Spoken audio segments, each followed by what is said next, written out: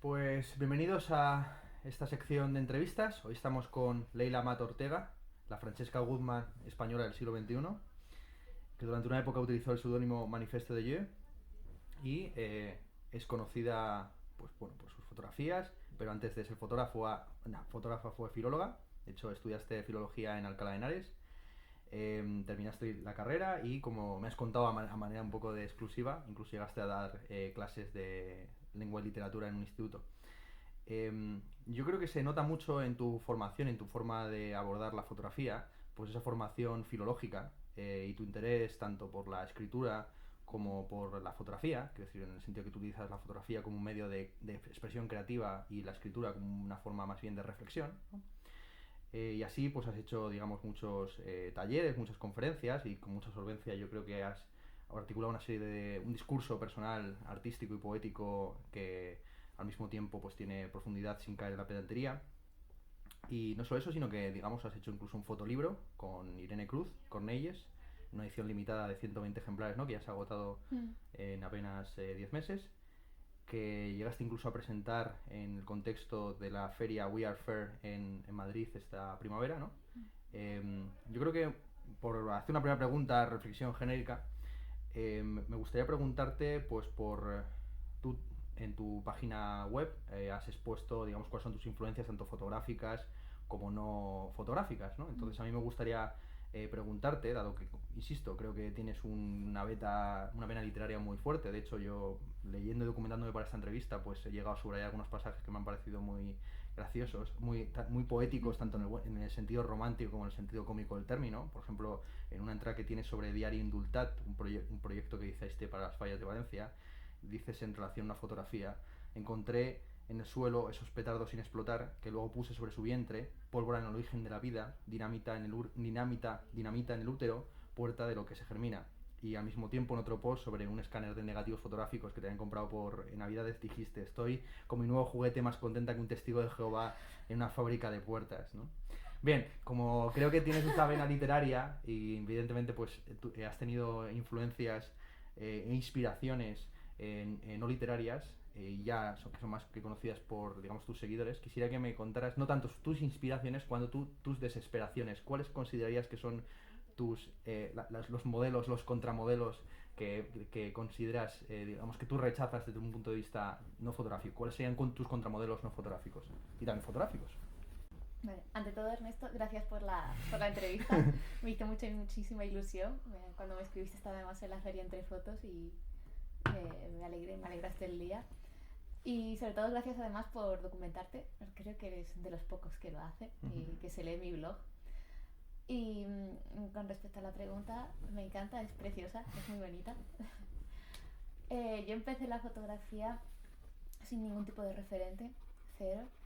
La empecé a hacer porque sí. De hecho, no tengo ninguna excusa para argumentar a favor de la fotografía. No sé por qué me gusta tanto.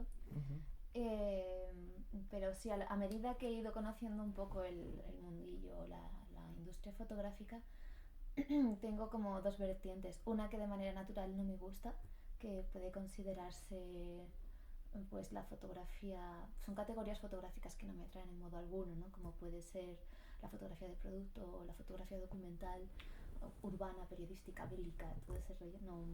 No me atraen. No considero que sean peores o mejores, sencillamente no me hacen vibrar tanto como es la fotografía construida. Y por otro lado, por ejemplo, está un mundo frente al que yo me he revelado muchísimo y me han querido comparar mucho. Por ejemplo, me escriben muchos privados poniéndome enlaces a fotografía de desnudo, ¿no? Que se considera una categoría en sí misma. Yo no estoy de acuerdo, pero se considera una categoría en sí misma y que me repugna. Lo detesto porque además es un mundo construido por hombres, la fotografía de desnudo, y muchas veces rozando lo que se llama entre nosotros una coña, la follografía, ¿vale? Que es un mundo de mujeres hipersexualizadas. Y yo lo he visto como modelo en el que los hombres vuelcan todo su deseo en una fotografía, no lo pueden evitar. Y es un mundo del que he querido alejarme muchísimo. Aún así, no consigo desvincularme de él. Uh-huh. De hecho, en lo que te comenté, estas jornadas creativas en Córdoba, en la fotografía, todos vieron un componente sexual y erótico y no tenían nada que ver con eso, ¿no? Es algo que intento desvincularme muchísimo, pero al aparecer desnuda en mis fotos o al trabajar con mi propio cuerpo, no termino de desvincularme de ello y lo detesto muchísimo. Tendría que esta pregunta es trampa porque me habría gustado reflexionarla muchísimo. O sea, ¿qué es a lo que no me quiero parecer en nada? ¿Qué es lo que detesto? Luego hay otro modus operandi dentro del mundo de la fotografía, pero eso ya no es el contenido de la imagen, sino un modo de trabajar que lo impone la industria fotográfica, que supongo que es debido a la inmediatez del acto fotográfico, y es el tema del proyecto. Es decir, tienes que elaborar un proyecto y, por ejemplo, en pintura no te dicen que hagas un proyecto, no haz un cuadro, ¿no?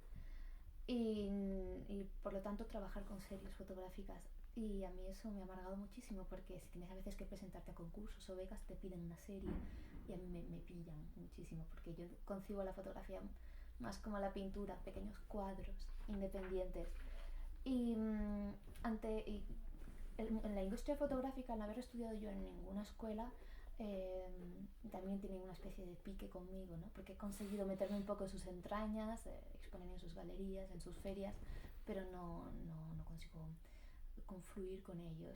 Y me han atacado muchísimo.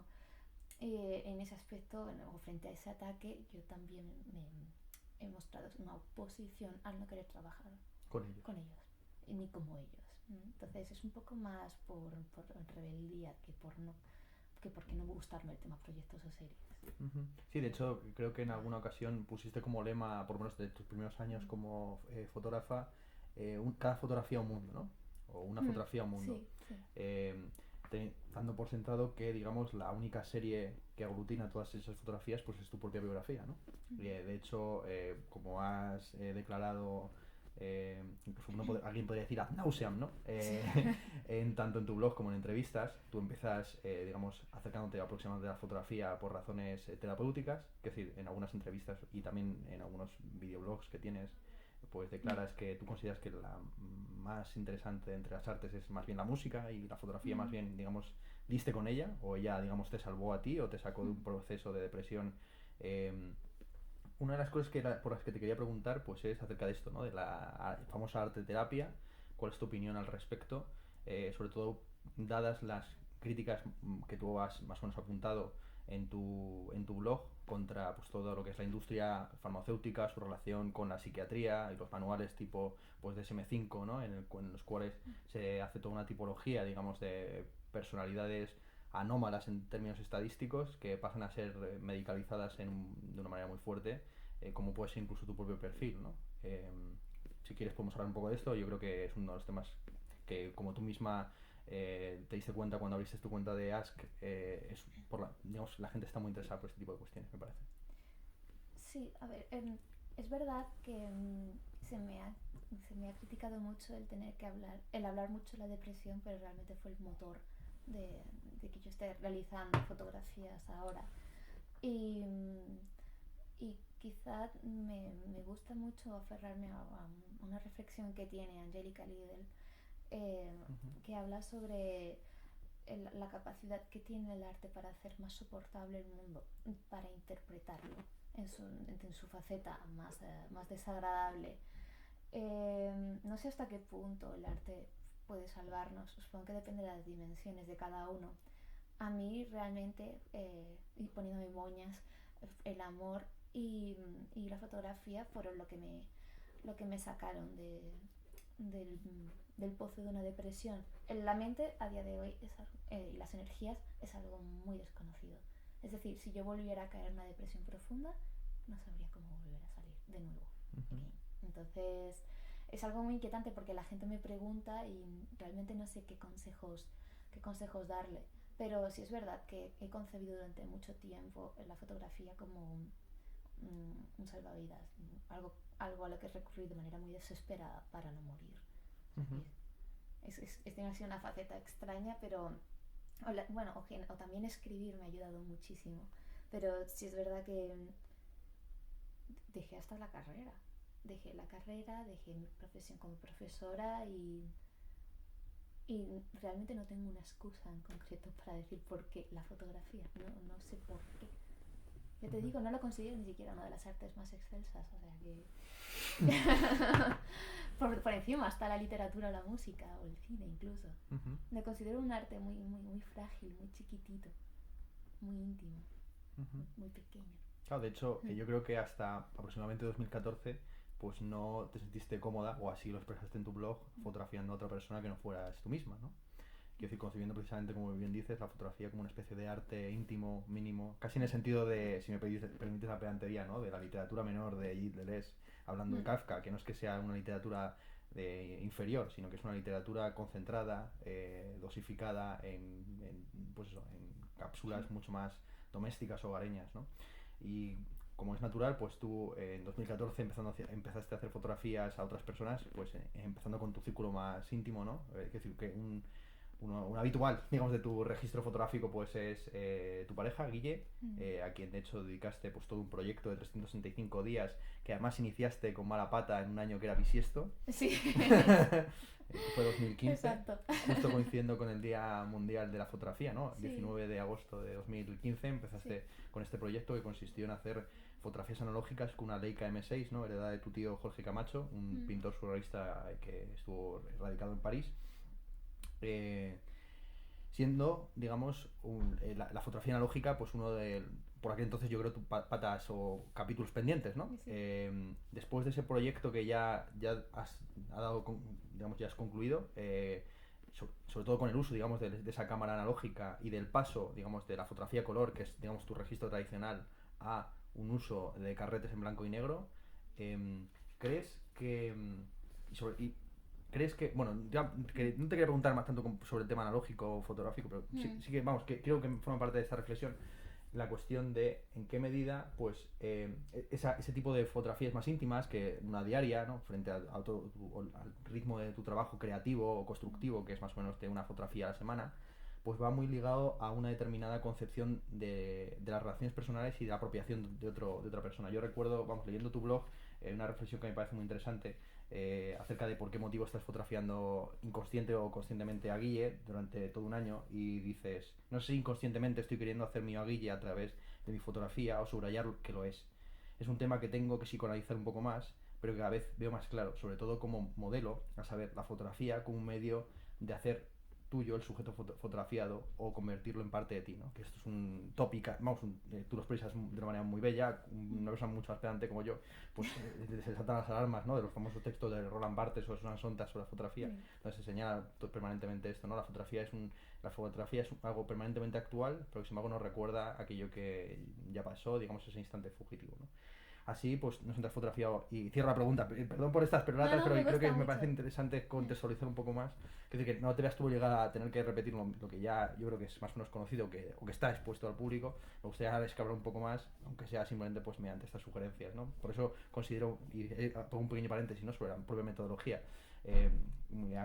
Gracias por agradecerme el haberme documentado, porque yo creo que uno de los grandes defectos que tiene, digamos, la rapidez mediática de este mundo post-verdad, ¿no?, es que los periodistas estamos preocupados en ocasiones, que son los que se dedican por excelencia a hacer entrevistas, en ser los primeros en documentar lo nuevo, lo hype, lo que está de moda, en lugar de decir la verdad o de ser verdaderamente profundos o ir al punto interesante, ¿no? O decir algo realmente novedoso. Entonces, por cerrar un poco el capítulo, yo lo que quería hacer es una pequeña reflexión y que preguntarte acerca del ejercicio de fotografiar a personas allegadas, sobre todo, digamos, y la relación que tiene esa fotografía con la posibilidad de la pérdida de esas personas, ¿no? Quiero decir, que una de las personas, unas figuras que también ha empezado a incorporarse en tu registro fotográfico, que me parece muy interesante, es la persona de tu hermana, ¿no?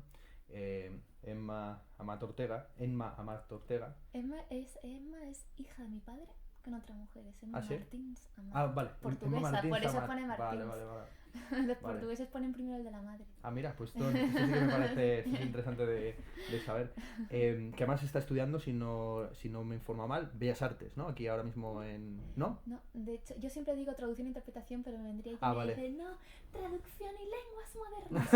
Ok. En Alcalá de Henares también. Y que además fue modelo para una serie que tú hiciste sobre Manuela Malsaña, cuando ya tenía justo la misma edad que Manuela Malsaña, una de las heroínas, digamos, del levantamiento contra los franceses en el comienzo de la Guerra de Independencia. Entonces, simplemente una pregunta así muy genérica, que a lo mejor, que sin más que una pregunta, pues una reflexión que te lanzo, para que tú pues la remates o la completes como te apetezca. o la matices sobre las relaciones que puede haber entre fotografías cotidianas, la relación con las personas más allegadas y la cuestión de la pérdida y la pertenencia. A Emma la llevo, que es mi hermana pequeña, la llevo fotografiando desde que tenía 5 años y en ella ha habido algo extraño, ¿no? Porque somos 3 hermanas y con Emma siempre la han llamado la mini Leila. ¿No? Sí. No sé cómo ha incidido eso en ella, pero es verdad que se ha criado en un mundo en el que todo el mundo la ha estado comparando constantemente conmigo. En realidad tiene una personalidad muy diferente a la mía, pero físicamente es verdad que somos muy parecidas. Y probablemente yo he buscado en ella durante mucho tiempo una especie de alter ego, pero un alter ego mejorado. O sea, yo siempre he considerado a mi hermana alguien más ejemplar que yo. Mi hermana y Mónica y yo hemos sido siempre malísimas, súper lloronas, muy nerviosas, le hemos dado problemas de todo tipo a mis padres. Y sin embargo, mi hermana pequeña siempre ha sido alguien, a pesar de que no tiene muy buenas relaciones con mi padre, pero siempre la he considerado a alguien muy maduro, muy cariñosa, muy amorosa, muy cercana y sobre todo con una gran capacidad para relacionarse con los demás. Entonces la he fotografiado muchísimo en un intento de buscarme en ella. Luego esa ha sido pues Emma ha sido una de mis grandes musas, y luego por otro lado está Guille, que Guille y yo a veces somos tan diferentes, pero a veces llega a la conclusión de que somos siameses de mente. Que la mente es un gran tópico, ¿no? Sí, la media Lo de naranja. las medias naranjas y tal Pascual, pero es verdad que hay una especie de fusión extraña e inexplicable y somos completamente víctimas y adictos del amor romántico, no lo podemos evitar. Y Os habéis resistido, es que habéis resistiros a ello, ¿o no? Os dais latigazos cuando caéis en el romanticismo. 7 latigazos, ¿no? Por llorar ante una película. Y se me llena la boca. No lo puedo evitar. He sido una persona muy positiva y es que me ha salvado la puñetera vida. Entonces, también pienso que siempre he tenido una imagen, como puedes ver, un poco negativa de mí misma. Y Guille es muy buena persona. Entonces, a veces hemos pensado que juntos somos un ente mejor.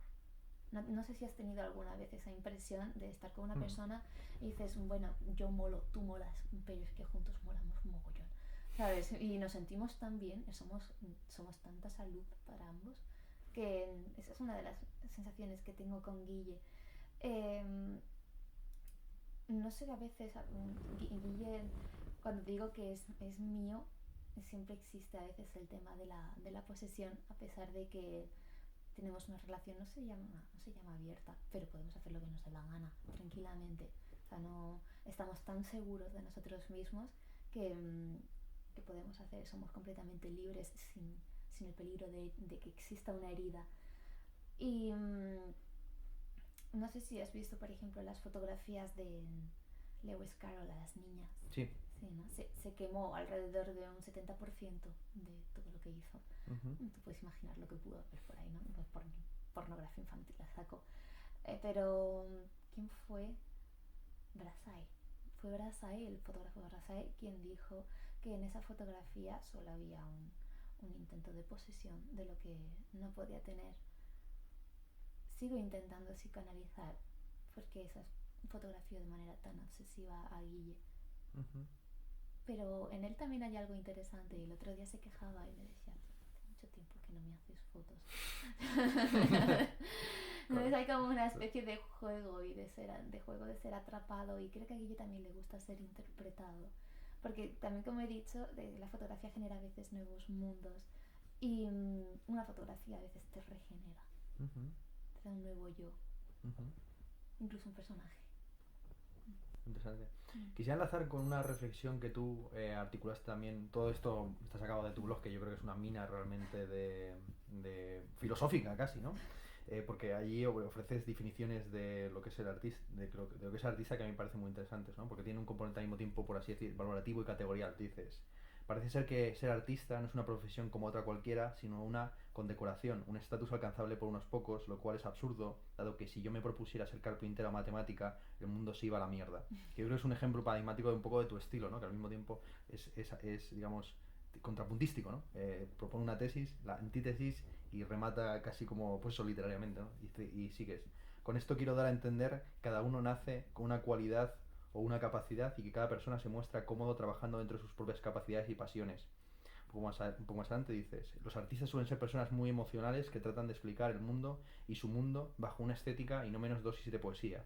Hacen el mundo más soportable, lo interpretan, le preguntan, lo embellecen, y es aquí cuando me planteo, ¿y no es esto un derecho básico? ¿No es la poesía un bien básico? ¿No lo es el tener acceso a la belleza? Aquí yo quisiera preguntarte por una cosa que es la ubicuidad, digamos, precisamente del arte que tú practicas, ¿no? Que es la fotografía. Quiero decir, precisamente con los nuevos dispositivos tecnológicos, especialmente las cámaras insertadas en los móviles, nos encontramos en un mundo en el que, digamos, eh, tú como fotógrafa profesional te caracterizas por hacer una foto a la semana, y sin embargo hay personas que se pueden llegar a hacer hasta 30 o 40 fotografías, publicarlas y editarlas en lo que cuesta, digamos, darle 2 veces a la pantalla de un móvil, ¿no? Entonces, preguntarte por hasta qué punto eso incide en tu pretensión como buena profesional de vivir de tu trabajo, en el sentido de que, si bien es cierto que España puede ser un país con menor tradición, digamos, de patrimonio artístico, de coleccionismo por parte de particulares,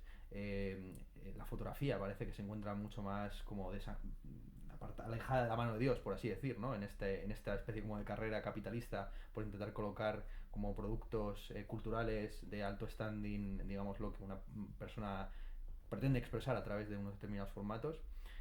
Insisto, hasta qué punto el hecho de que la fotografía sea tan ubicua, ¿no? Y que realmente la gente de manera banal, vulgar, o tenga acceso precisamente a la belleza a través de Instagram, ¿no? Aunque sea una belleza pues estereotipada o prototípica, como está muy bien estudiado, por ejemplo, por Joan Foncuberta, ¿no? Que tiene unos libros maravillosos sobre lo que él llama la postfotografía, en el que, por ejemplo, simplemente pues toma todas las fotografías que se han hecho de personas fotografiando la belleza de las nubes desde un avión, ¿no? Y hay como una colección de 500 fotografías absolutamente idénticas, cada una de ellas vivida como el momento culminante de una existencia X, ¿no? La que sea, que tampoco podemos entrar aquí tampoco en superficialidades al respecto. Entonces, simplemente preguntarte por eso, ¿no? ¿Hasta qué punto eso incide también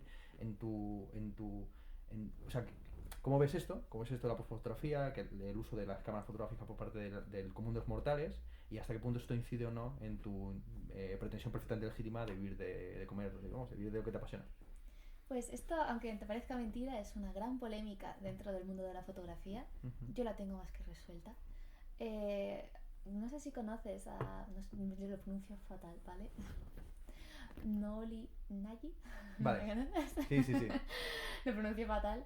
Él tenía una frase que me marcó muchísimo, que decía que el verdadero analfabeto del futuro sería aquel que no tuviera ni idea de fotografía. Esto es eso. Y le di muchísimas vueltas, sobre todo cuando estuve haciendo mi tesis doctoral, que versaba sobre novela y fotografía. ¿Terminaste la tesis doctoral también? No la terminé. Ah, ¿no? Luego te cuento. Bueno, perdón por interrumpirte, pero es que segunda exclusiva, ¿no? Quisiera recordarle a la cámara, ¿no? Que decir, que aquí ya llegamos a profundo, a profundis, ¿no? Venga, lo siento. Es mucho salseo. Hay mucho salseo, sí. Estamos aquí como en voz bajita, ¿no? Reflexionando, y de repente esto en realidad se trata de poner así en letras grandes, ¿no? Exclusiva por debajo, ¿no? Las cosas que van a ir saliendo. Alguna vez la verdad. Leila Mann no revela, no terminó la tesis. Bueno. Pues pienso que la fotografía, hablando en frío, es una herramienta, ¿vale? Como todo tipo de arte, al final todos trabajan una herramienta. Entonces, la pregunta que yo siempre lanzo ante esto es: ¿nos sentimos ofendidos, o se sienten ofendidos los escritores o los filósofos o cualquier persona que utilice la herramienta de la escritura? ¿Se sienten molestos cuando todo el mundo sabe escribir? Cuando todo el mundo escribe, no pasa nada, no son competencia o no molestan. Y lo que yo entiendo es que a día de hoy la sociedad está empezando a manejar una nueva herramienta. Es así de sencillo. No tienen por qué ser artistas en modo alguno, simplemente saben manejar una herramienta y la utilizan para expresarse. No tienen por qué ser profundos, no tienen por qué ser innovadores, simplemente es un lenguaje con el que hablan. Bueno, esa es una palabra fea, de Ya, hecho pero... debería decirla porque mi tesis es con el que se comunica, digamos, Vale. ¿vale? Entonces, a mí me parece estupendo que la gente haga fotos, me parece un nuevo lenguaje que además a los fotógrafos profesionales no tiene por qué pisarnos en modo alguno, porque estamos trabajando en terrenos completamente diferentes. Nosotros sí estamos trabajando el terreno artístico, si nos preocupa la estética, si nos preocupa la innovación y muchísimas más cosas, como puede ser incluso la competencia. Y, pero que la gente haga fotografías y las sube a Instagram, que no tengan calidad, a mí no me afecta en absoluto. Uh-huh. Me parece genial, de hecho. Quisiera preguntarte, va más o menos todo más o menos enlazado, quisiera preguntarte, ¿no?, sobre la distinción que yo creo que tú eres una de las personas que ha ayudado a impulsar más, que es la distinción entre pues fotografía creativa o constructiva frente a fotografía documental, por ejemplo, ¿no? Como dos grandes campos que podrían luego ser matizables, etcétera, ¿no? Hay sobre este término, evidentemente, pues como el concepto de creación, pues es un concepto de nuevo valorativo, igual que el concepto de arte, con todos los debates que ha habido acerca de si el arte contemporáneo pues es arte o no arte, ¿no?, etcétera.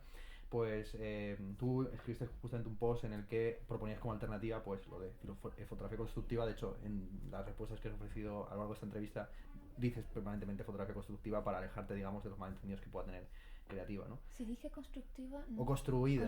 Construida, sí, que perdón. pude haber dicho constructiva, Vale. ser, pero es como le digo construida. Y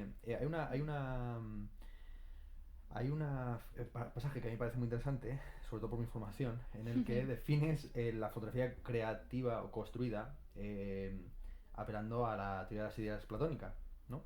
Entonces quisiera leerlo, aunque sea una cita muy extensa, y un poco raro leerte a ti teniéndote delante, pero yo creo que, vamos, me apetece por lo menos que esté esto en mi boca, porque yo también creo, no sé si así lo suscribo, pero creo que es muy interesante para plantear un debate filosófico sobre también la relación que existe entre fotografía y realidad, que es un tema esencial, ¿no? La fotografía creativa la define un proceso mental, una imagen sin juzgar por su calidad artística o innovadora con respecto a lo ya concebido, se genera en nuestra mente y nosotros hacemos lo posible por llevarla a un plano visual con el fin de transmitir a la humanidad esa pequeña iluminación que se ha dado en nuestro interior. ¿Qué es lo que ha llevado a la confusión? Pues que efectivamente muchas imágenes distan mucho de aportar algo nuevo, aunque ya dijo Woody Allen que el secreto de la creación es saber cómo ocultar nuestras fuentes.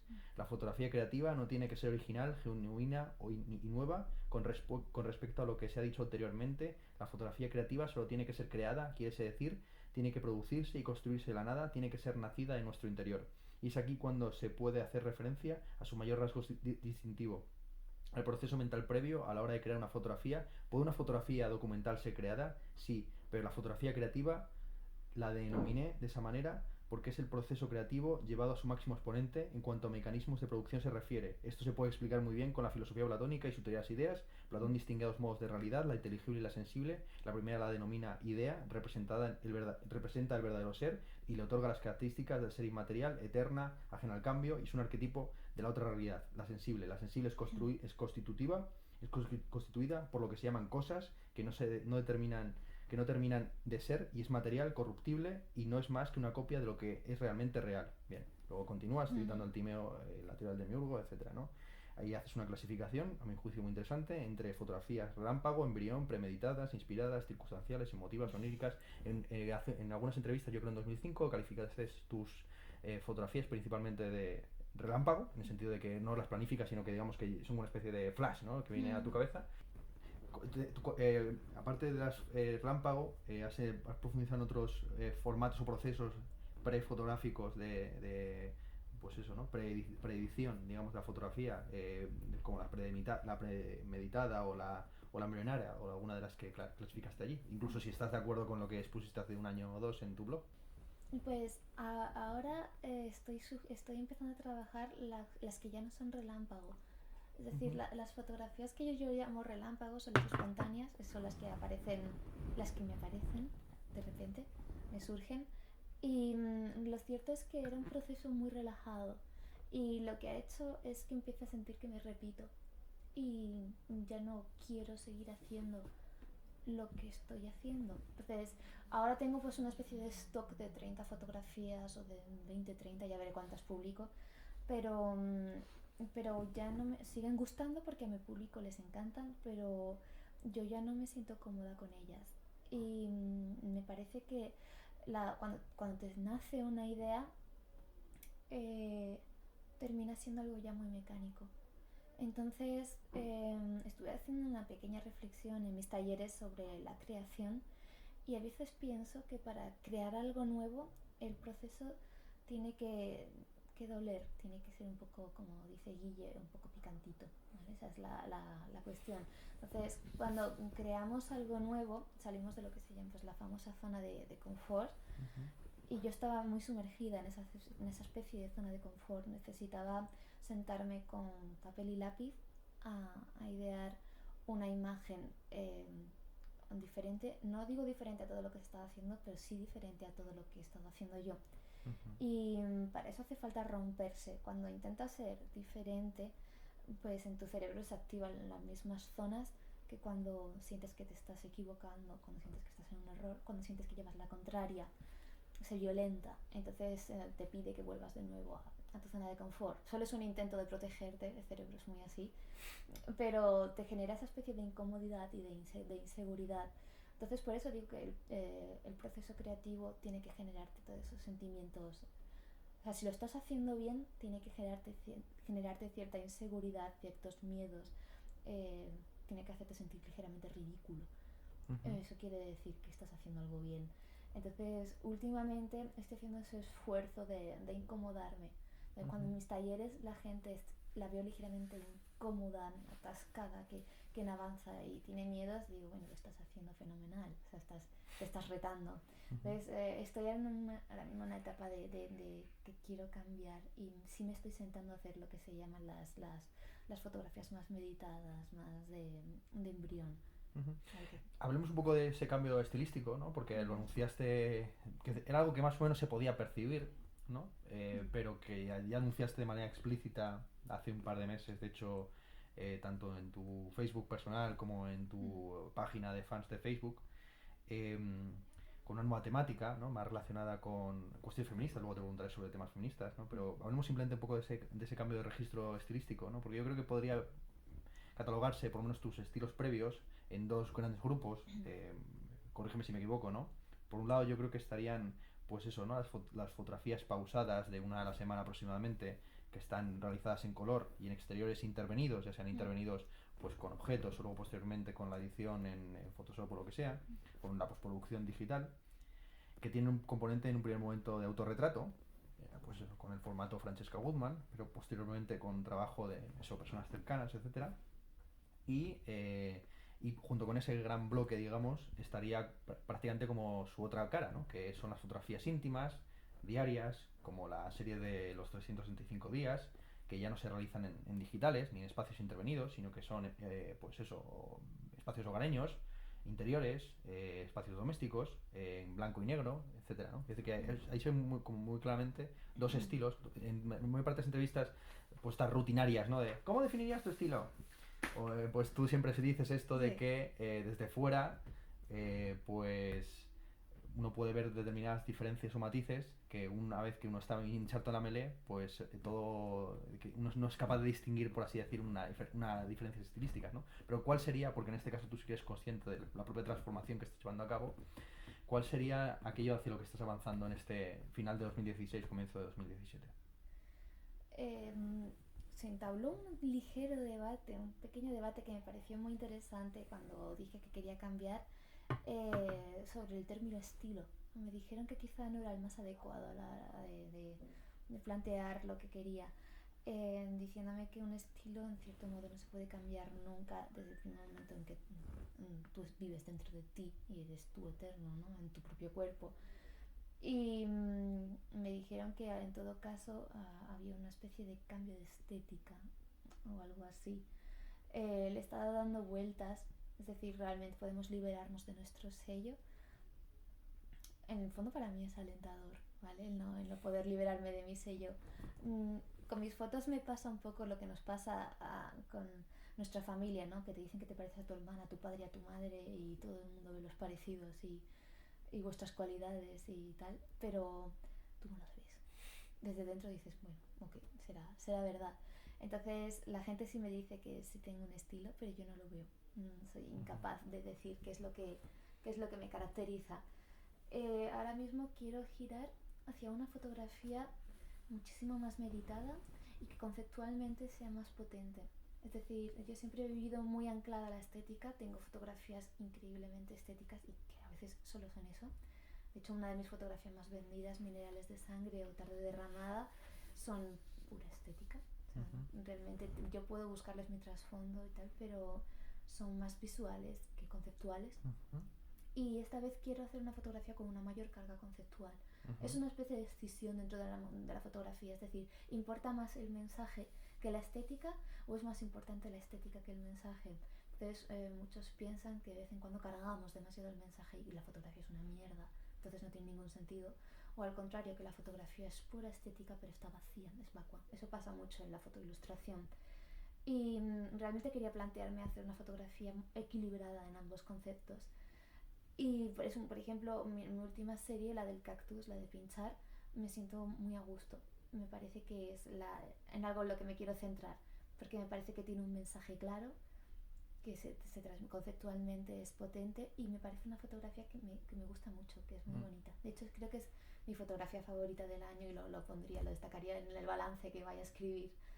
Y luego está la fotografía analógica, pero esa...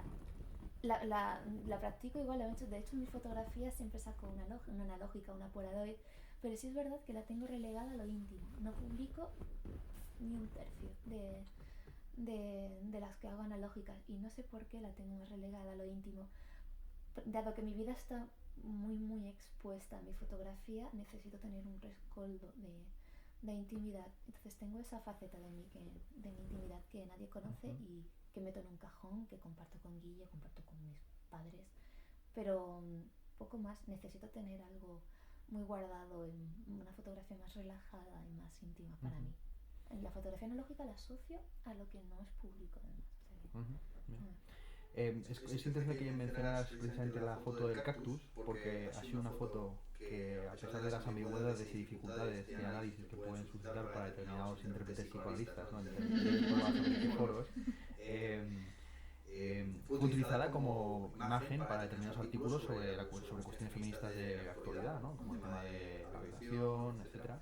Y es curioso porque yo creo que junto con otra... tus fotografías han sido utilizadas en otros registros o formatos que no son, digamos, el puramente expositivo. De hecho, yo creo que hay incluso una fotografía tuya que hiciste con una amiga en un bar que ha sido utilizada para etiquetas de ¿no? O sea, como, bueno, what the fuck, ¿no? Pero bueno, pero profundizando en el tema estilístico, es interesante cómo, pues, evidentemente hay una serie de malentendidos que te van a seguir persiguiendo por el hecho simplemente de ser mujer, ¿no? Como es digamos, la anomalía que tienen ciertos cenutrios mental suya, de no entender, digamos, que el uso del desnudo pues no conlleva, digamos, una especialización en, por así decir, fotografía pornográfica o erótica. De hecho, tú en un post que tienes en el año, publicaste más o menos en el año 2015, a comienzos de 2015, afirmaste lo siguiente contra aquellos, digamos, que te querían catalogar dentro del estilo, digamos, pues, erótico del desnudo. Me siento atrapada en mi condición de modelo ocasional de desnudo. De hecho, esta fue, digamos, el post donde anunciaste que ibas a dejar de posar para otros fotógrafos, los famosos follógrafos, que estaban más atentos, digamos, a establecer una especie de relación con la modelo, al modelo de Deucalión y Pirra o Picasso o alguno de estos figurones, ¿no? Dices, me siento atrapada en mi condición de modelo ocasional de desnudo, pero si hago un recuento de 46 fotografías que publiqué en el año 2014, solo en 15 aparezco desnuda, contando los desnudos explícitos o los no tanto. La espalda, ¿no? La espalda, ¿no? La espalda como desnudo, bien. También estamos desnudos, digamos, de cuello para arriba todos los días, digamos burka, ¿no? Quiero decir, esto es estar desnudo.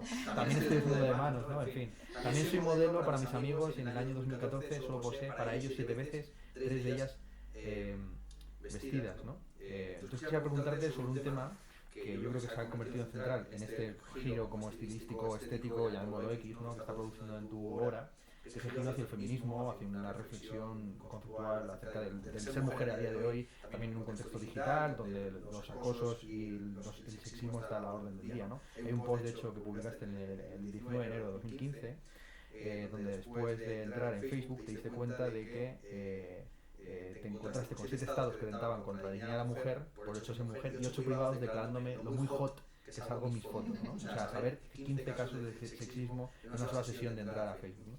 Entonces, quería preguntarte un poco sobre todas estas cosas, ¿no? Los acosos sexuales digitales, el enfoque, digamos, tu relación con el feminismo, tus posiciones también sobre temas feministas puntuales, ¿no? Antes, en la previa de la entrevista, pues me contaste, no sé si quieres ahondar en ello, ¿no? Que tú, por ejemplo, en el tema de la prostitución, pues tienes una posición abolicionista. En fin, la campaña que llevaste a cabo de fotografías sin maquillaje ni Photoshop y con pelillos, ¿no? En el que participaron pues, fotógrafas como Elena Cerezo, Judith Gutiérrez o Marina Stendhal, digamos, en una especie de exposición de sí mismas como sujetos independientes de la ideología hipersexualizada masculinizante, ¿no?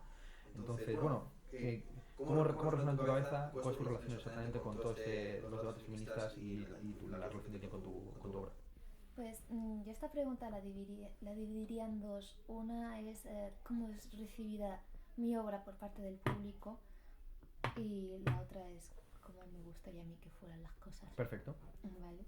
Entonces, yo entiendo que una vez que lanzas una fotografía al público, cualquier texto, cualquier pieza artística, eso ya no te pertenece, ¿no? Me refiero más, que no te pertenecen en el sentido más interpretativo.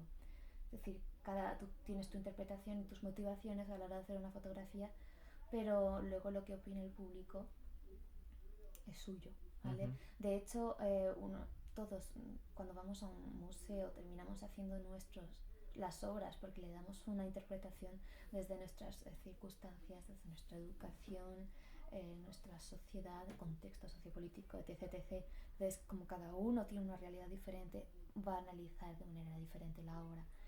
Por mucha rabia que a mí me vea a veces que no den en el clavo, pero acepto esa faceta que tiene el arte. Pero sin embargo, una de las lacras que tengo a la hora de que interpreten mi obra es que siempre tiran hacia el erotismo. A mí me fastidia, de hecho hace nada, no sé si ha sido una semana en las jornadas de fotografía creativa de Castro Río, la fotografía fue analizada a través completamente de manera sexual, pero desde el punto de vista en que les ponía yo cachondos, ¿vale? Entonces a mí eso me desencajó mucho. Es algo que me desencaja mucho en mi fotografía. Estoy encasillada dentro de la fotografía de desnudo cuando efectivamente un porcentaje muy pequeño de mis fotos al año son de desnudo, pero efectivamente es lo que llama la atención. No puedo deshacerme de eso, ¿vale? Entonces voy a dejar de luchar. No lo puedo evitar. Luego, pero que sepan que no estoy para nada de acuerdo en que se me encasille la fotografía de desnudo dentro del erotismo, porque la sexualidad la estoy empezando a trabajar hace 2 meses en la serie de Pinchar. Es decir, es algo súper reciente que yo empiece a trabajar el tema del sexo y el erotismo en una fotografía. Sin embargo, a las mujeres que nos fotografiamos desnudas siempre vamos a tener esa especie de ojo erótico encima y de hecho siempre vamos a tener nuestro género que nos va a perseguir desde una perspectiva social. Hace nada el Confidencial publicaba un artículo sobre nuestras nuevas posiciones en la Virtual Gallery de Herself. No nos nombraba ninguna de las 5 artistas, no teníamos nombre, pero sí nos nombraba nuestra condición de mujer y lo muy importante que era nuestra condición femenina en nuestra fotografía. Entonces yo me enfadaba, ¿no? Porque realmente mi género me da igual. No es algo que me obsesione, no es algo que me preocupe. No lo tengo presente en mi trabajo. Sin embargo, siempre está ahí. Luego también como fotógrafa, pues también pues salen muchos trolls o haters o lo que se conoce también como mansplainers, ¿no? Hace nada me estaba quejando. Incluido yo, en algún momento. Incluido yo en algún momento. Quiero decir que Sí. todos hemos pecado, ¿no? Tienen, o Es sea, decir, que... los hombres, como dicen, los hombres me explican cosas. De hecho, hay gente, hace nada me quejaba de que me habían censurado una fotografía. Me censuraban fotografías en casi todas las redes sociales y los hombres se dedican a explicarme cómo funcionaban, ¿no? Cuando yo llevaba más años que ellos en esas redes, o me manejo mejor en las redes sociales que ellos, ¿no? Pero tienen esa necesidad de explicarte cosas y de contradecirte, entonces es a veces un poco exhaustivo. Es una realidad que no me gustaría que existiera, es muy incómoda, es muy incómoda. Y bueno, dentro del feminismo, yo creo que es algo en lo que empezamos a estar muy metidas todas, casi toda mi generación. Conozco a gente que antes era mujeres que antes eran muy machistas y que ahora, debido a esta especie de corriente tan fuerte de feminismo, que es que no tiene más de 2 años. Sí, no tiene ahora, me refiero a que siempre ha habido feministas, pero ahora ha calado, yo creo que es que nunca ha calado tan fuerte como ahora en la sociedad, es impresionante. Y entonces, efectivamente, yo también me he hecho varias preguntas, sobre todo de tipo marxista, con el tipo de mi trabajo que hago, porque yo siempre me he mostrado muy frágil. Mi trabajo muestra un tipo de mujer frágil, débil, y me lo he preguntado si realmente debería trabajar con una mujer más fuerte, un personaje más fuerte. Y es una especie de dilema que tengo ahora nuevo y que es el feminismo quien me lo ha presentado. Y yo creo que no voy a trabajar un arte para los demás, voy a trabajarlo para mí. Sin embargo, sí creo que tengo una mujer fuerte y reivindicativa y que no siempre ha aparecido en mis fotos y la voy a sacar. Es decir, no soy luces y sombras y creo que voy a trabajar ambas cosas en la fotografía. Es decir, si tengo que aparecer ahorcada, lamento por la imagen de la mujer que se da ahí, pero lo tengo que hacer para sacar mierda de mi interior. Pero si tengo que sacar a una mujer fuerte y luchadora, también la tengo ahí y también quisiera sacarla. Y la estoy empezando a trabajar ahora y está siendo súper satisfactorio. Porque hasta ahora, digamos que si había una innovación, por lo menos en términos de canon corporal, era sobre todo en el uso de determinados modelos masculinos, el propio Guille, ¿no? De hecho, tú creo que tienes una reflexión muy interesante en una entrevista que te hicieron, en la que pues empezaban, tú lo dices al comienzo de la entrevista, ¿no? De una manera muy light y terminaban de una manera muy hardcore, preguntándote acerca de pues el sentido de la sangre en tu obra, que es un sentido también feminista, ¿no? Sí. Pues que tiene que ver con la menstruación y demás, pero y también te reflexionas sobre un tema que me parece esencial, que es las dificultades que en toda la tradición pictórica y luego fotográfica da el cuerpo masculino desnudo, como un cuerpo excesivamente musculado que si uno, digamos, exagera demasiado, termina aquello convirtiéndose prácticamente en una lección de anatomía. Es lo que le sucede un poco a Miguel Ángel. Quiero decir, se nota muchísimo que Miguel Ángel, cuando pinta la Capilla Sixtina, viene de ser simplemente, no simplemente, sí, viene siendo el escultor por antonomasia, ¿no? Y le salen unas figuras que maravillosas, pero que están todas como perfiladas, diseccionadas literalmente, ¿no? Entonces, que hasta ahora, digamos, en todo caso, si tú habéis planteado una alternativa en términos puramente visuales de modelo corporal, tenía más que ver, digamos, con tu tratamiento de la figura de Guille como una masculinidad alternativa y no tanto, digamos, con tu forma de presentarte a ti misma. Pero también porque, como bien has señalado, tu intención no era una intención reivindicativa ni conceptual, sino a veces incluso de fantasía, ¿no? Por así decir. Quiero decir que habían reflexiones muy interesantes, por ejemplo, sobre el tema del suicidio, toda la serie tuya de aristócratas muertas o aristócratas suicidadas, ¿no? Etcétera. En fin, no sé si quieres puntualizar alguna cosa sobre esto de Guille, los canos masculino y femenino, etcétera. Sí, hace nada, de hecho lo voy a hilar con el feminismo, ¿no? Hace nada unas feministas decían que era casualmente las mujeres solo entraban a los museos como musas y desnudas en cuadros. Claro, esto es lo de Guerrilla Girls, ¿no? De que... Pero no como autoras. Exacto, sí. El 80, yo os lo muestro siempre, hay un momento en el que me toca dar, y perdón por explicarte esto, porque lo sabes mejor que yo prácticamente, pero voy a presentarme como el malo, aunque sea por 5 minutos explicándote esto, o simplemente enunciándolo, recordándolo, que es lo siguiente.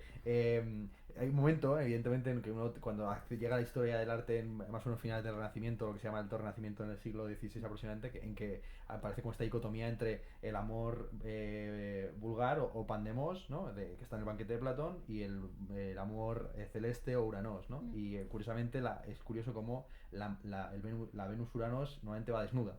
¿No? Y esta aparece así pues en Tiziano, sobre todo en la escuela veneciana, etcétera. Y a mí siempre me gusta digamos, poner todos los cuadros que van desde ahí hasta Manet, ¿no? Hasta el Almuerzo Desnudo, con el famoso cartel de las Guerrilla Girls en los Metropolitan Museum. El 93% de los desnudos son mujeres, pero tan solo un 7% de las artistas lo son, ¿no? Entonces, y la pregunta de si para entrar en los museos las mujeres tienen que estar desnudas, ¿no? Sí, me parece muy esclarecedor de la realidad, pero efectivamente la mujer en el arte siempre ha sido tratada de una manera muy sensual y todo está muy ligado con todo lo que he hablado antes y en lo que me siento atrapada, ¿no? Sobre el erotismo o la interpretación erótica de mi trabajo. Y en ese aspecto se ha trabajado muy poquito en fotografía, el desnudo masculino. Sobre todo porque no es que se haya trabajado poquito, es con las obras, a raíz de, por ejemplo, me di cuenta a raíz de las obras que vi en París, en las dos exposiciones que se dedicaron en el Musée d'Orsay y la Orangerie, bajo el lema de Qui a peur du femme photographe, quien tiene miedo de las mujeres fotógrafas. Ahí sí ves cómo ella fotografía en sus mundos y cómo en sus mundos pues pueden aparecer sus hijos y sus parejas que son hombres, ¿no? O pueden ser musos. El problema está en que al no haber sido reconocida o al haber sido invisibilizada la obra de la mayoría de las mujeres a lo largo de la historia, no nos hemos fijado en cómo el modelo masculino estaba ahí presente en todas sus diferentes facetas. Y entonces siempre hemos entendido el arte a través de una visión masculina, además heterosexual, que siempre se ha centrado en las mujeres y en sus obsesiones, ¿no? Que yo lo puedo entender. Pero nosotros también tenemos las nuestras y nuestro universo íntimo y en él pues caben nuestros seres queridos, ¿no? Entre ellos pues pueden ser los hombres. Creo que todo este tabú que gira en torno al cuerpo masculino tiene que ver con la poca tradición que se le ha dado en el arte, o al menos al arte más visible, ¿vale? O históricamente más visible, al hombre desde una perspectiva femenina. Sin embargo, también quisiera alegar que el canon siempre ha estado ahí. Es decir, a mí también me gustan los hombres de toma pan y moja. ¿Vale? Siempre están ahí y hombres musculados. De hecho, tenemos un grupo de danza de vientre que los pasan y nos reímos. ¿Vale? Es decir, que también está ahí. Pero sí es verdad que, por ejemplo, con el sexo masculino, lo que es el pene, es uno de los grandes tabús. Yo supongo que es por el tema del tamaño, o supongo que así lo tengo claro, ¿no? Lo tienes bastante claro, yo creo. De hecho, es una especie de faceta por la que podemos atizar muchas veces las mujeres a los hombres, atizar de manera cruel, ¿vale? De hecho, cuando publiqué una fotografía de Guille, creo que es la 1 o 2 en las que se le ve su órgano sexual, todos los comentarios de ellos han ido dirigidos a su pene. ¿Vale? Entonces, que si tiene un color extraño, que si está circuncidado no está circuncidado, que si la caída no es natural, que si tú dices, pero bueno, ¿sabes? ¿Por qué te pasa? ¿Qué subyace ahí? Entonces, sí es verdad que hay una especie de censura hacia el cuerpo masculino, ¿vale? Pero efectivamente el tema de los cánones de belleza siempre ha estado ahí para ellos y para nosotras. También hay censura o tampoco hay aceptación para fotografiar cuerpos de mujeres que no son estereotipos. Sí, claro. Dos últimas preguntas y ya te dejo libre. Sobre el tema, como has mencionado, esta exposición, ¿no? ¿Quién teme a las mujeres fotógrafas? Pues, y es una de las figuras, digamos, centrales de la entrevista. Pues inevitablemente tengo que preguntarte por tu luna de miel en París, coincidiendo con los atentados yihadistas del 13 de noviembre de 2015, que tuvieron lugar justo, digamos, cuando vosotros estabais saliendo de esa exposición en el Museo d'Orsay. De hecho, cuentas en tu blog que visteis pasar ambulancias y había calles cortadas, pero pensasteis que, bueno, es una gran ciudad, no pasaría alguna cosa, pero no lo que verdaderamente está sucediendo, ¿no? Contraponer esta imagen, ¿no? Como de la ciudad como un espacio cada vez más violento, quiero decir, estamos haciendo esta entrevista exactamente un día después de que se hayan producido los atentados en Berlín, en paralelo a una imagen también increíble que es la de el embajador ruso en Ankara siendo disparado en una exposición de fotografía. Sí, Terrible, ¿no? Además, una exposición de fotografía de estas horrendas, puramente folclorizantes, ¿no? Quiero decir que era muy mala la foto, vale, que era mala la foto. Yo creo que le disparó no por yihadista ni por Siria, sino también por la mala que era la. No quiero decir que era un fotógrafo cabreado, no de alguna forma. Bueno, ya yendo más allá de la ironía. Cuidado el humor negro, claro, que esto nos puede pasar factura. Esto no puede pasar factura, bueno, pero yo asumo todas las responsabilidades, ¿no? Total, que quería preguntarte, ¿no? Por esta contraposición que se me ha ocurrido un poco sobre la marcha entre, por un lado, digamos, los espacios urbanos, que son los que habitamos, al fin y al cabo, y el espacio típico de tu fotografía, que es un espacio casi siempre rural.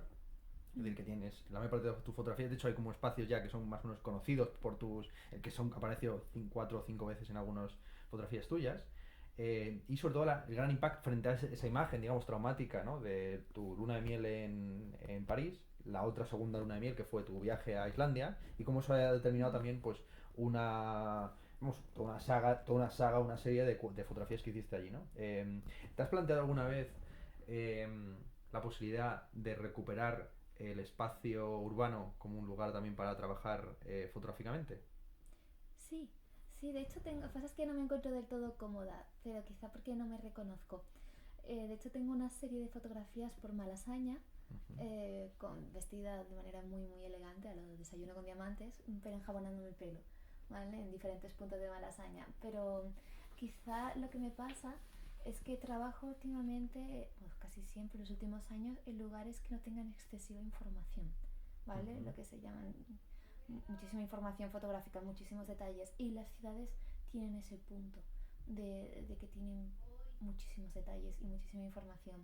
Es algo que tengo que trabajar, en lo que sentirme cómoda, pero sí me apetece muchísimo trabajar la ciudad y ya lo veremos. Pero también es verdad que yo cuando hago una foto lo veo como un punto de desconexión. Los padres de Guille tienen allí en Ávila una casa preciosa que se han construido, y salir fuera, sobre todo cuando los días de niebla son una puñetera pasada, salir fuera al campo, porque además terminamos fotografiando en el ocaso con las dos perritas corriendo como locas, y es un punto de muy... No sé, que te alinea todos los chakras. Es que Guille sale de todo el tema empresarial o de la carrera que se está sacando ahora, y hacemos algo juntos, que para mí es súper importante para trabajar entre los dos, hacer algo juntos, y lo hacemos en la naturaleza, estamos completamente solos, que eso para nosotros es muy, muy importante. Y de hecho la exposición que hay ahora en Herself habla un poco sobre esa especie de vínculo que tenemos mucho con la naturaleza, que de hecho es muy romántico, de hecho es muy de romántico en términos de romanticismo, ¿no? Pero sí es verdad que es un contacto que necesito, que me limpia, que me purga, que me hace desconectar y olvidarme mucho de la realidad. Y la ciudad la tengo siempre ahí, es decir, vivo en Malasaña, vivo en pleno centro de Madrid, y no me deja olvidar, no me deja olvidarla. Y sin embargo la fotografía, al ser un punto de desconexión, siempre suelo trabajar en la naturaleza. Quizás voy a cambiarlo un poco, pero necesito esa especie de vínculo con el entorno natural. Justo en relación con esto que estás diciendo, hay un pasaje que a mí me parece muy interesante de tu blog en el que dice lo siguiente: a veces necesito desligarme de mi condición humana y de mi visión antropocéntrica del planeta para sentirme con más intensidad, para sentir con más intensidad mi entorno, para vivir hasta las entrañas un planeta responsable de mi vida, un planeta que lucha por mi alimento y se convierte todos los días en su remolino de muerte y vida, de quietud y movimiento, en cómplice de mi existencia.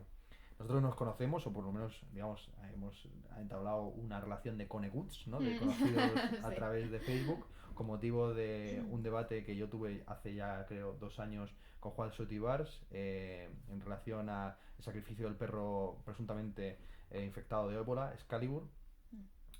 Así que es inevitable que preguntarte, digamos, la segunda, yo creo, de tus patas políticas, ¿no? Para aquellos que crean que tu fotografía, que tu trabajo tan solo tiene, digamos, un componente, pues eso, puramente o erótico, o estético, o estilístico. Yo creo que sí que aquí se podría hablar, digamos, de un estilo como algo que va más allá, digamos, de la pura imagen, que también tiene un entramado conceptual, ¿no? Y que tiene que ver con la vamos, con la escritura, ¿no?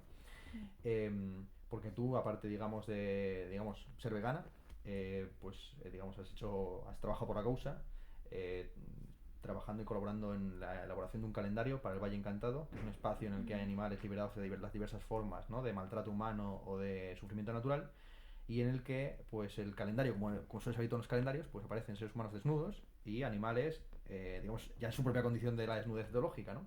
Entonces, no sé cómo enfocar esta pregunta, porque, quiero decir, las preguntas habitualmente sobre el, los derechos animales o el movimiento animalista, como es algo que también está muy de moda, pues suelen ser muy manidas en el sentido de cómo empezaste en esto, cómo tomaste conciencia.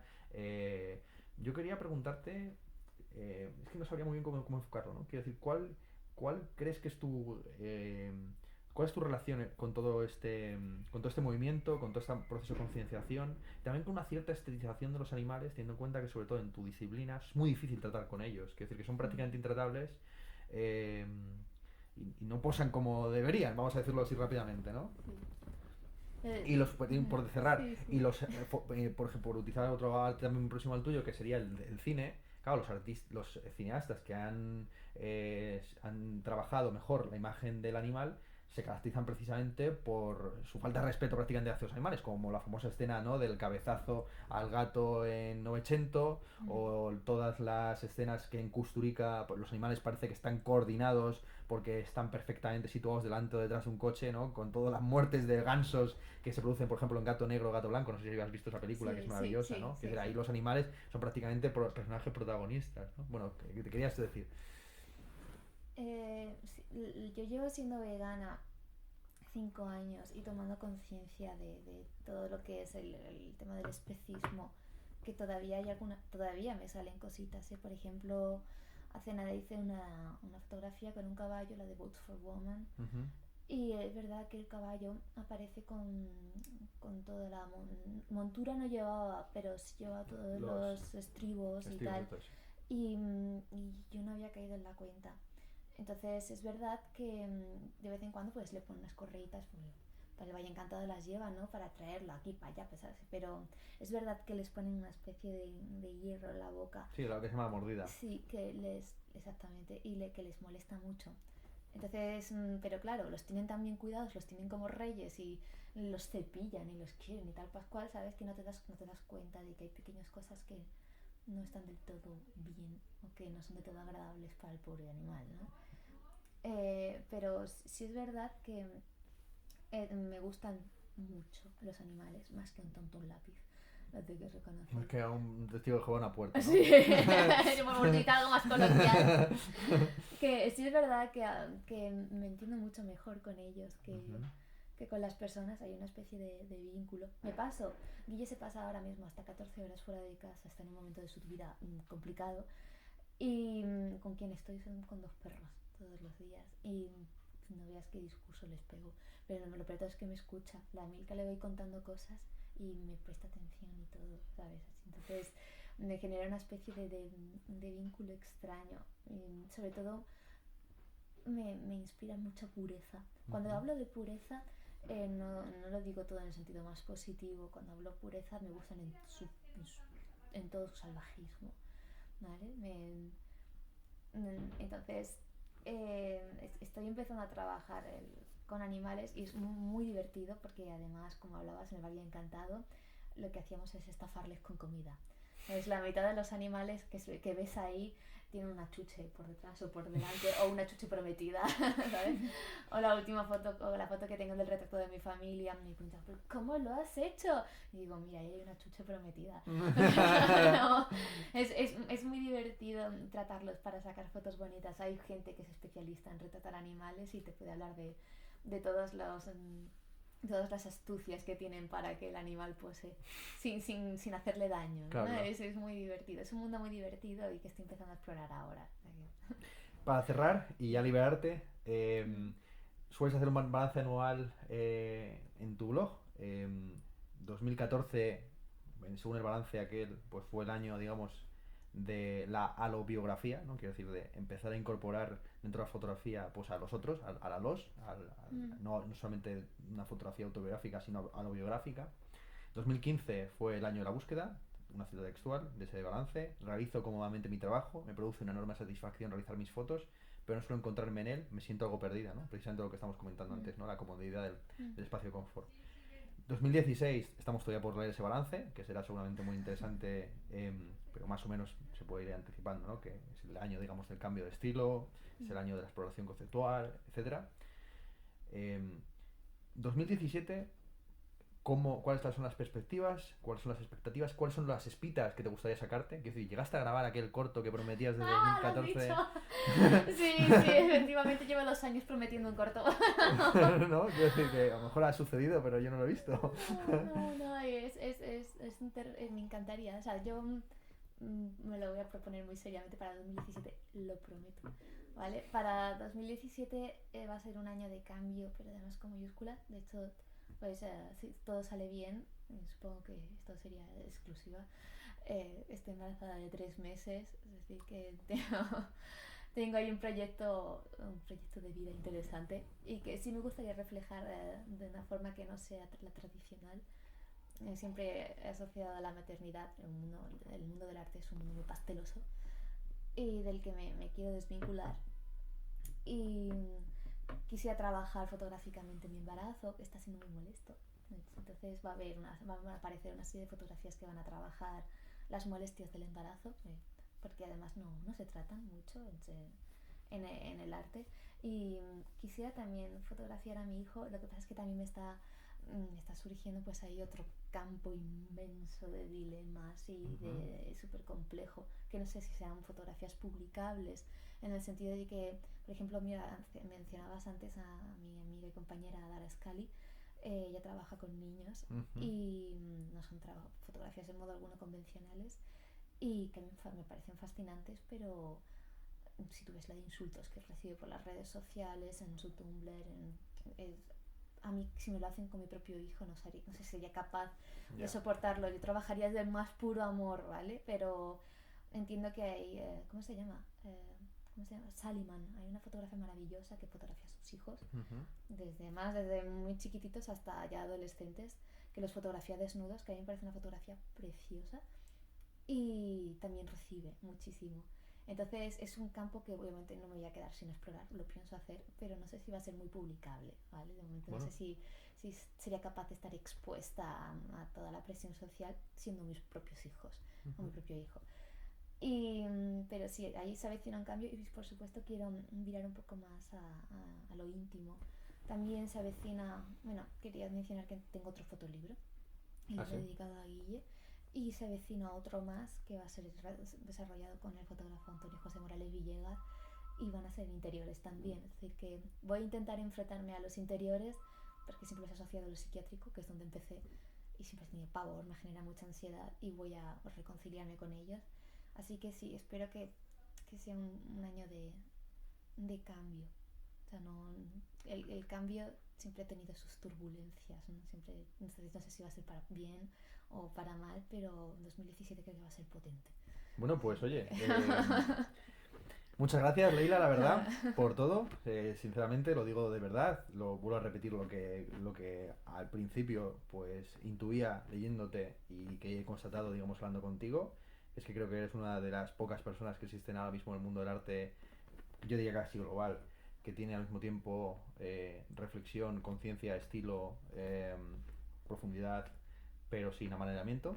Y en ese sentido te deseo muchos años como, digamos, que te preserve así, ¿no?